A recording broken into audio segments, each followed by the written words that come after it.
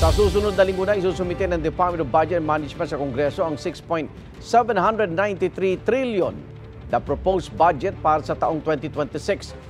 Itinanggi ng ilang cabinet secretaries na humingi sila ng dagdag budget na hindi naaayon sa National Expenditure Program o NEP.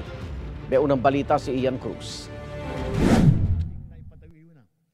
Banta ni Pangulong Bongbong Marcos, ibivito niya ang ipapasang 2026 national budget kapag hindi ito naaayon sa National Expenditure Program. I will return any proposed general appropriations bill that is not fully aligned with the National Expenditure Program. Sabi ng Department of Budget and Management. Pag magkaroon po ng mga bagong proyekto na hindi po consistent sa ating mga programa, mahihirapan po kami i-implement itong mga to. Madidili po ang proyekto pag hindi po consistent ang ating budget doon sa inaprubahan po ng executive. Sabi ni Senate President Cheese Escudero, mahirap daw ang gusto ni Pangulong Marcos, lalo na kung ang mga cabinet secretaries ang humihingi ng dagdag. Pero sabi ni Interior Secretary John Vic Remulla, I'm only talking about the last budget of the ILG and nothing else. Kung sinasabi na lang kami ang nagdadagdag, hindi po totoo yun. Yung huling meeting namin sa Senado na ako na po nag-attend, yung pinasa po namin, yung pinropose po namin budget at ang pinasa nila ay plus so many billions of pesos po.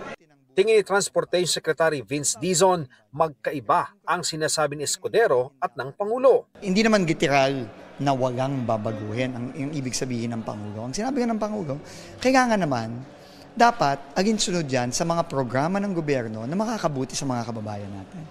Opinion ni National Security Advisor Ed Año. Para sa akin, kung ano yung ipinresent ng NEP galing sa Malacanang, yun na yung President's budget. So, dapat hindi na rin talaga babaguhin yun.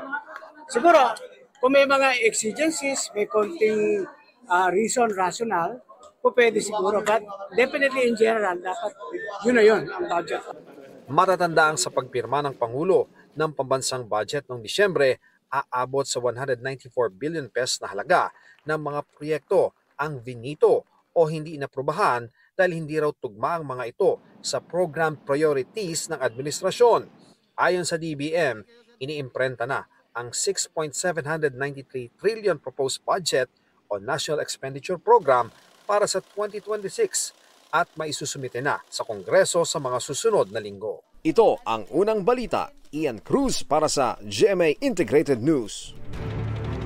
Igan, mauna ka sa mga balita, mag-subscribe na sa GMA Integrated News sa YouTube para sa iba't ibang ulat sa ating bansa.